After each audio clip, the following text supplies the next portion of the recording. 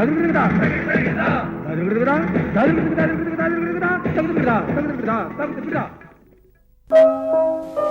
Muesli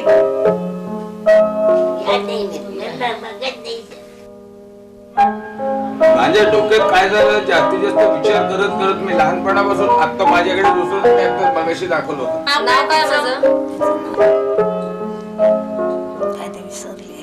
It's my sister, my daughter's sister. You can say daughter. Daughter.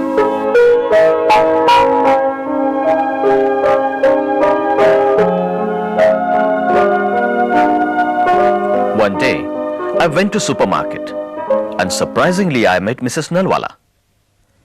Mrs. Nalawade used to be a very capable, dynamic and vulnerable personality. But on that day, she had forgotten what to buy from the grocery shop and what to pack for her vacation. She is diagnosed as Alzheimer's disease. She is not the same person her husband and 2 children remember. What must be the problem? To understand the gravity of this disease, today in conversation, we have a neurophysician and founder of an Alzheimer's support group and caretaker of Alzheimer's patients. What is Alzheimer's disease? Certain changes occur in the brain which produce over a period of time atrophy or dysfunction of the brain, and because of which your personality changes, your memory changes, all your daily functioning activities become less, and the person becomes a different person over a period of time. So basically, it is not normal aging, it is a disease, and because of certain changes which occur in the brain, this particular phenomenon occurs. What are its symptoms? The symptoms of Alzheimer's disease are very slow, and they start very slowly and imperceptibly, and over a period of time you find that the person's memory gets affected. So he starts forgetting simple things of daily living. Then his behavior may change. There may be mood swings. He may be aggressive. He may become quiet. He may become depressed. He may have other behavioral changes. He may get hallucinations. And over time, also activities of daily living become altered. Initially, a very intelligent person may become slower.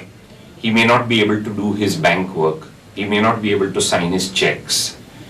Later on, as the disease progresses, even simple tasks like using a spoon and fork, how to telephone, how to wear his shirt, how to dress, how to find his way in the house, all these things change. And the person gets disabled and he needs help for all these simple activities of daily living. In the extreme case, or as the disease progresses further, he may not be able to recognize his wife, his children, his grandchildren, and later on he may not be able to recognize himself when looking in the mirror. So these are the extreme changes which occur.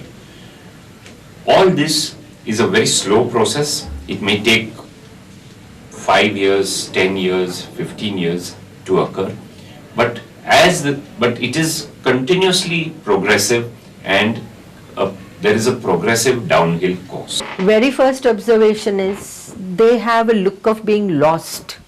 That's because gradually as the disease is progressing, they're not able to identify certain things, they're not able to remember certain things, they're not able to find a word. A grandchild whom they're very used to, they suddenly find that they do not recall the name.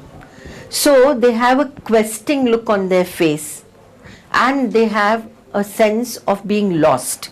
That's the first thing we observe about a Alzheimer patient, the facial expression. त्यांना 3 वर्षापूर्वी बोलताना continuity राहत नाही असं मी observe केलं, आणि त्यानंतर नावं विसरणं किंवा अशा गोष्टी ते आम्हाला जाणवायला. the symptoms that first struck us was her forgetfulness. If you told her something, she would forget in a matter of a couple of hours. Say I said, I'll be coming late today, and if I come late, then she'll say, how's that you're late? You didn't inform me. So the loss of memory was the first thing. We didn't know it was Alzheimer's, but we knew that there was some change in her behavior, that she was probably suffering from something. Little by little I came to know that they can't handle a thing on their own. They need support, hygiene wise, toiletry wise, toilet things also. It is very difficult for her to handle. My father still manages a little. One thing is sure for Alzheimer, all the Alzheimer patients have different symptoms. त्यांना समजायचं की मी आहे धाकट्या मुलाची बायको किंवा सून धाकटी, पण नाव मोठ्या सुनेचं घेऊन बोलवणार मला. ये खाना वगैरह खाते हैं तो 10 मिनट के बाद फिर से कहते कि मैंने खाना नहीं खाया. नाश्ता अगर उनको दे दिए तो बोलते किधर दिए. He started forgetting things. The other patient was having difficulty in talking. She could follow with the brain everything. She could understand everything that you would tell her, but she couldn't answer. She couldn't give any answer. Like that, she disoriented about time, disoriented about place, mostly.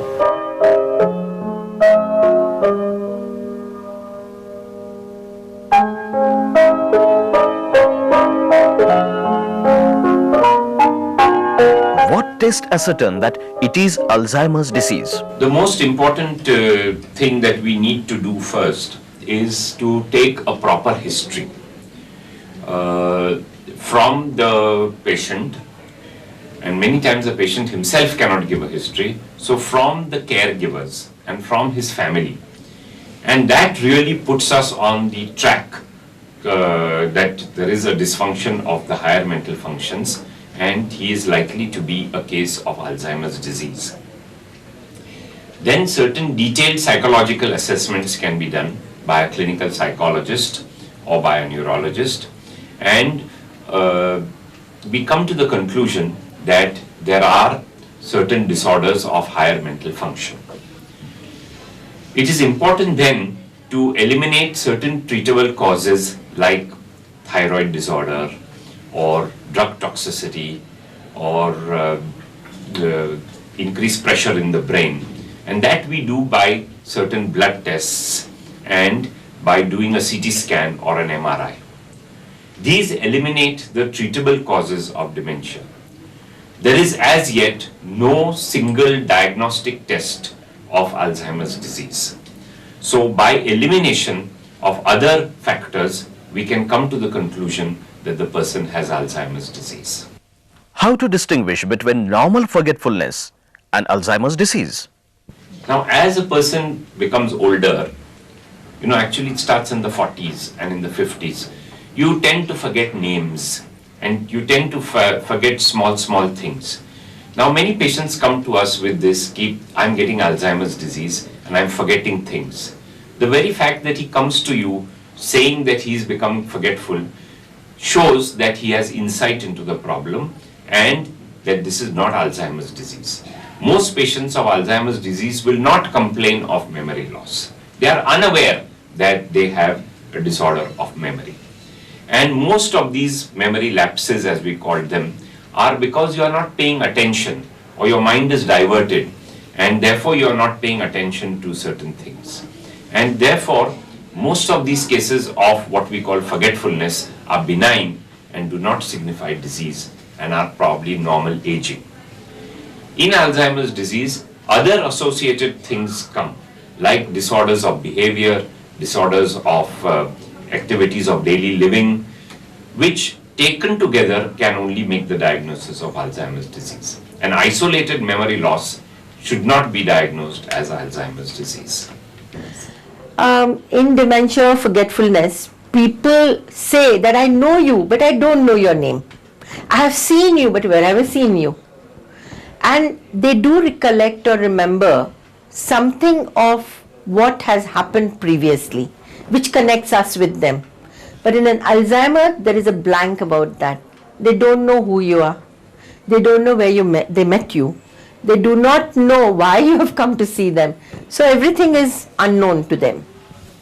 Should the patient be informed about the diagnosis? Yes. Positively, if the patient is in a condition to understand that a disease has set in, which is a brain disease, then it's very important to tell them, because Alzheimer patients still have feelings, and if people behave badly with them, they are at a loss to know why people are behaving in this way. So you've got to tell them. Aging is not a disease, but a progression of time. Alzheimer's is a disease. This is a dementing illness which is often noticeable after the age of 60. At this stage, certain chemical reactions occur in brain and it results into the shrinkage of brain cells. This eventually results in cluttering of the entangled cells. The brain cells goes on shrinking, shrinking and shrinking, and so does the memory. In our next part, we will see how to live with Alzheimer's disease. Goodbye.